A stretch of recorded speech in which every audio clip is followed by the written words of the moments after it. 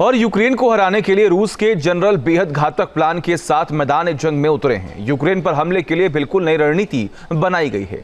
इस बार हमले इतनी तेजी से किए जा रहे हैं कि यूक्रेनी सैनिकों को संभलने का मौका भी नहीं मिल पा रहा है। रूस की इस रणनीति को चोक होल्ड प्लान नाम दिया गया है और इन ताजा हमलों ने यूक्रेन की कमर तोड़ दी है। देखिए,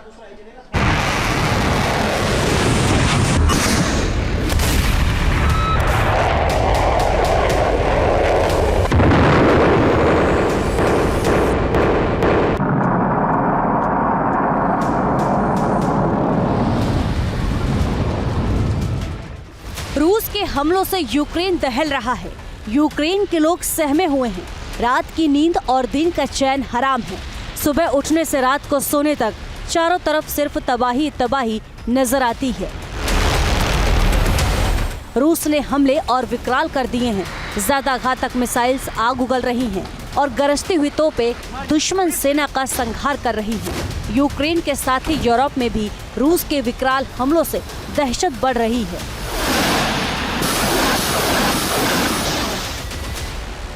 कीव तक पहुंचने के लिए रूस के जनरलों ने मिलकर नया वॉर प्लान एक्टिवेट कर दिया है।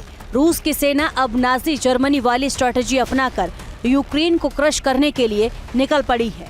इस बार हमला इतना भीषण किया जाएगा कि यूक्रेन को पीछे हटने का मौका तक नहीं मिलेगा। या तो यूक्रेन के सैनिक हथियार डालेंगे या काल के गाल में समा जाएंगे। रूस की सेना अब ट्रिपल चॉक होल्ड रणनीति से हमला कर रही है। यूक्रेन पर 3 तरीके से सीधा हमला किया जा रहा है और यूक्रेन की सेना लगातार पीछे हट रही है। चॉक होल्ड रणनीति क्या है ये भी आपको बताएंगे, लेकिन पहले यूक्रेन में क्या हालात हैं वो जान लीजिए। रूस के टैंक और आर्टिलरी आग उगल रहे हैं। यूक्रेनी सेना के डिफेंसिव लाइन ध्वस्त हो रही हैं। जेलेंस्की के सिपाहियों के पास पीछे हटना ही एकमात्र रास्ता बचा है। पुतिन की सेना के हमलों से यूक्रेन की फ्रंट लाइन तितर-बितर हो रही है।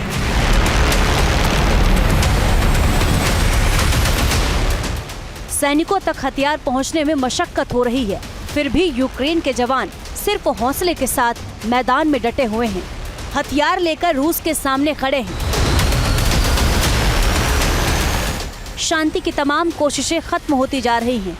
युद्ध विराम की उम्मीद कहीं दूर दूर तक भी नहीं और रूस की नई रणनीति यूक्रेन के हजारों सैनिकों के सिर पर मौत का संकट खड़ा कर रही है। अब ये भी समझ लीजिए कि रूस की चॉक होल्ड रणनीति कैसे यूक्रेन के लिए खतरा साबित हो रही है।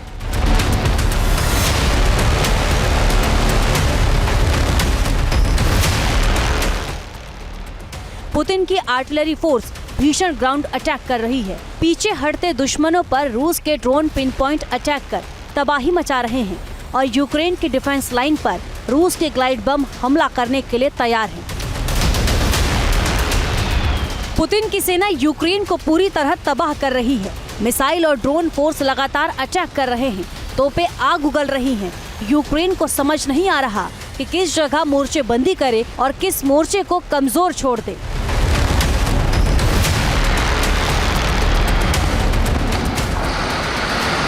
राष्ट्रपति पुतिन समझते हैं कि वो दरअसल पीस की बात इसलिए कर रहे हैं क्योंकि वो अमेरिका खुद अपने हाथों को यूक्रेन से बाहर खींचना चाह रहा है। और अब ये लगभग तय हो चुका है कि यूरोप की यूक्रेन की इस लड़ाई में अमेरिका अपने आप को इन्वॉल्व नहीं करना चाहता है। अगर शांति बहाली हो गई तो क्रेडिट लेने के लिए राष्ट्रपति ट्रंप जरूर आ जाएंगे, लेकिन युद्ध के समय वो कहीं दिखाई नहीं पड़ने वाले। तो इस स्पष्ट इशारे को समझ करके रूस ने भी अपनी रणनीति में कुछ फेरबदल किया है। उनको अब चीज़ें फेवरेबल लगने लगी हैं। उनको लगने लगा है कि यूक्रेन को बहुत जल्द सरेंडर कराया जा सकता है और यूरोप जो कि अब तक बड़ी बड़ी बातें बोल रहा था रूस अगेंस्ट, शायद वो भी बिना अमेरिका के अपने आप को कमजोर पाएगा। अमेरिका की तरफ से यूक्रेन को मदद मिलनी बंद हो रही है और यूरोप को अपनी सुरक्षा की भी चिंता है।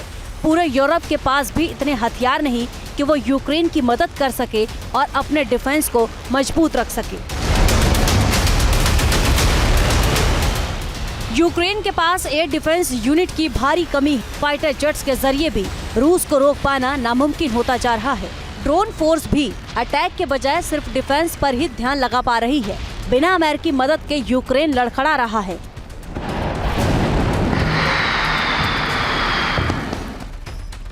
ब्लूमबर्ग की रिपोर्ट के मुताबिक अमेरिका अब यूक्रेन को सीधे कोई मदद नहीं करेगा। अब यूरोप के देश अमेरिका से हथियार खरीदकर यूक्रेन को दे सकते हैं। अमेरिकी हथियारों के बिना और शांति वार्ता फेल होने के बाद यूक्रेन हथियारों की कमी से जूझ रहा है। यूरोप में बने हथियार अमेरिका के हिमार्स और पैट्रियट मिसाइल्स की बराबरी नहीं कर सकते और इन हथियारों के बिना रूस को रोका नहीं जा सकता।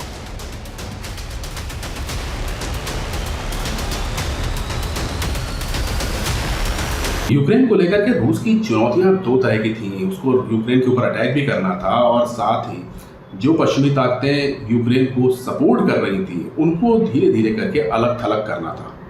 और इन दो तरफा रणनीतियों पर काम करते करते आज स्थिति रूस ने अपने फेवर में कर ली है। अब इसी को वो लोग पश्चिमी ताकतें चोखोल की स्ट्रेटजी बता रहे हैं, लेकिन हकीकत यह है कि रूस ने इसके ऊपर लगातार काम किया है।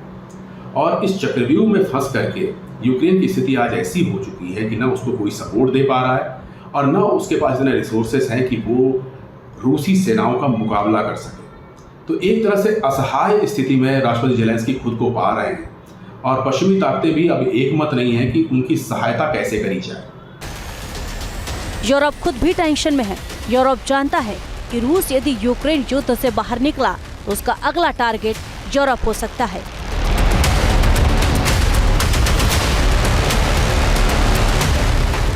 हाल ही में एक रिपोर्ट ने बताया है कि यदि जंग बड़े पैमाने पर शुरू हुई तो पूरा यूरोप मिलकर भी रूस का मुकाबला करने के लिए तैयार नहीं है। और इन हालात में अब मदद के लिए ज्यादा हाथ नहीं बचे हैं। यूक्रेन पर रूस की शर्तें मानने या पूरी तरह तबाह होने का खतरा बढ़ता जा रहा है। Team news nation.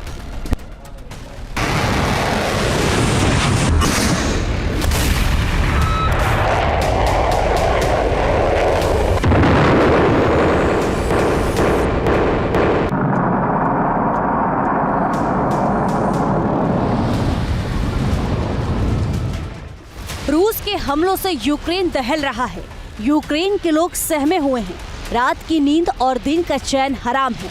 सुबह उठने से रात को सोने तक चारों तरफ सिर्फ तबाही तबाही नजर आती है। रूस ने हमले और विकराल कर दिए हैं। ज्यादा घातक मिसाइल्स आग उगल रही हैं और गरजती हुई तोपें दुश्मन सेना का संहार कर रही हैं। यूक्रेन के साथ ही यूरोप में भी रूस के विकराल हमलों से दहशत बढ़ रही है।